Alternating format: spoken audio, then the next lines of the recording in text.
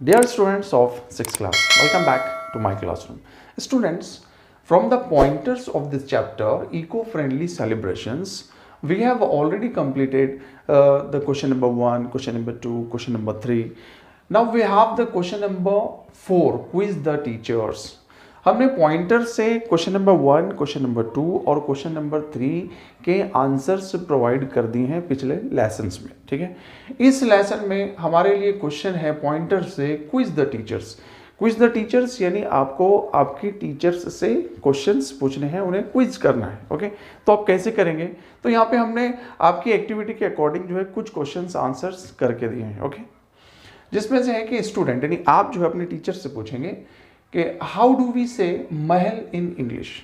Sir या madam, महल को English में क्या कहते हैं? आप इस तरीके से क्वेश्चन करोगे तो टीचर का रिप्लाई आएगा, आपके टीचर आपको जवाब देंगे कि महल means palace and means castle. यानी महल को इंग्लिश में पैलेस भी कहा जाता है और कैसल भी कहा जाता है, ठीक है। उसके बाद में है आप क्वेश्चन करेंगे कि हाउ डू वी से नदी इन इंग्लिश, कि सर या मैम नदी को इंग्लिश में क्या कहते हैं? तो आपके टीचर आपको आंसर देंगे कि नदी means river and means stream. नदी का मतलब रिवर होता है और स्ट्रीम होता है, यानी नदी को इंग्लिश में हम रिवर भी कहते हैं और स्ट्रीम भी कहते हैं, ओके। उसके बाद में है स्टूडेंट हाउ डू वी से तोहफा इन इंग्लिश। आप पूछेंगे कि सर मैम तोहफे को इंग्लिश में क्या कहते हैं? तो आपके टीचर जो है आपको रिप्लाई देंगे कि तोहफा मीन्स गिफ्ट। तो तोहफे का मतलब गिफ्ट होता है एंड मीन्स प्रेजेंट, और उसका मतलब प्रेजेंट भी होता है, ठीक है। उसी तरीके से अब थोड़े दूसरे टाइप के क्वेश्चन हम लेते हैं। Student, what is the difference between is and was. Is और वॉज के दरमियान में डिफरेंस क्या है, क्या फर्क है?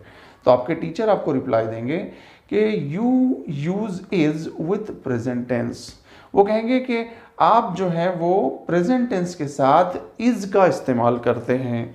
उसी तरीके से वॉज विथ पास्ट टेंस और वाज का इस्तेमाल जो है वो पास्ट टेंस के साथ किया जाता है, ठीक है। उस तरीके से आप पूछेंगे कि what is the difference between aroma and scent. आप पूछेंगे कि एरोमा और सेंट में क्या फ़र्क है। हालांकि दोनों भी खुशबुएं हैं लेकिन दोनों में थोड़ा सा फ़र्क है। तो आपके टीचर आपको बताएंगे कि you use aroma with foods. आप जो है वो एरोमा इस वर्ड को फूड्स के साथ में इस्तेमाल कीजिए, एंड सेंट विथ फ्लावर्स, और सेंट इस वर्ड को आपको फ्लावर्स के साथ में, फूलों के साथ में इस्तेमाल करना है। तो दोनों भी जो है बहुत ही माइनर डिफरेंस है बच्चों, है ना। एरोमा जो है वो फूड का सेंट है, यानी फूड की खुशबू है, खाने की खुशबू है, और सेंट जो है वो फूलों वगैरह की खुशबू है, ठीक है। उसी तरीके से स्टूडेंट पूछेंगे कि what is the difference between beautiful and handsome. Beautiful और हैंडसम, ये दोनों वर्ड्स में क्या डिफरेंस है? हालांकि दोनों भी वर्ड जो है वो खूबसूरती के माने में आते हैं। तो टीचर आपको आंसर करेंगे कि you use beautiful with girls. आपको ब्यूटीफुल इस लफ्ज को गर्ल्स के साथ यूज करना है, एंड हैंडसम विथ बॉयज, और हैंडसम इस वर्ड को बॉयज के साथ यूज करना है।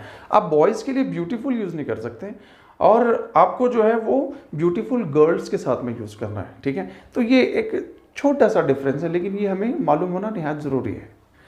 उसके बाद में student, what's the opposite of big. अब यहाँ पर क्वेश्चन का जो तरीका है वो बदल रहा है, यानी अभी हम डिफरेंस पे कर रहे थे, अब हम यहाँ पे अपोजिट वर्ड्स देखेंगे, ठीक है। स्टूडेंट पूछेंगे कि what's the opposite of big, कि भाई बिग का अपोजिट क्या है? तो टीचर्स की तरफ से रिप्लाई आएगा कि the opposite of big is little, यानी बिग का अपोजिट जो है वो लिटिल होता है, एंड स्मॉल, और स्मॉल भी होता है, ठीक है। Student, what's the opposite of brave, कि भाई ब्रेव का अपोजिट क्या होता है, बहादुर का अपोजिट क्या होता है? तो टीचर का आंसर आएगा कि the opposite of brave is cowardly and fearful, यानी ब्रेव का अपोजिट जो है वो कावर्डली होता है और फियरफुल भी होता है, ठीक है। उसके बाद में है स्टूडेंट पूछेंगे कि what's the opposite of beautiful. ये ब्यूटीफुल का अपोजिट वर्ड कौन सा है? तो टीचर आपको बताएंगे कि the opposite of beautiful is अगली, कि ब्यूटीफुल का अपोजिट जो है वो अगली होता है। ब्यूटीफुल यानी खूबसूरत, अगली यानी बदसूरत। उसी तरीके से अनप्लीजेंट ये भी ब्यूटीफुल का अपोजिट वर्ड है।